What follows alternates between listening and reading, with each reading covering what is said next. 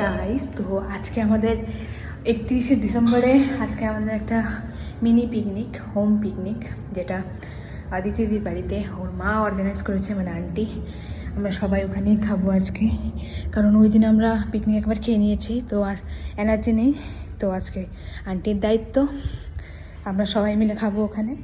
তো কী করি সব শেয়ার করবো। তো ওইখানে পিকনিকের সব রেডি হচ্ছে, ওই পাশে রান্না হচ্ছে, এখানে আন্টি আর আন্টির বান্ধবীরা মিলে করছে।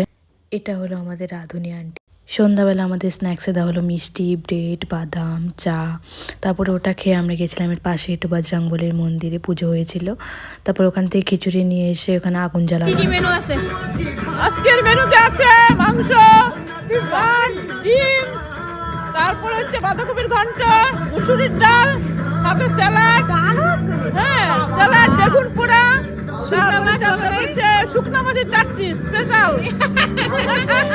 তোমরা শুনতেই পেলে আন্টি কী মেনুর কথা বললো। আমি ঘরে গিয়ে দেখলাম বাচ্চাগুলো সবগুলো একসাথে হয়ে খেলছে।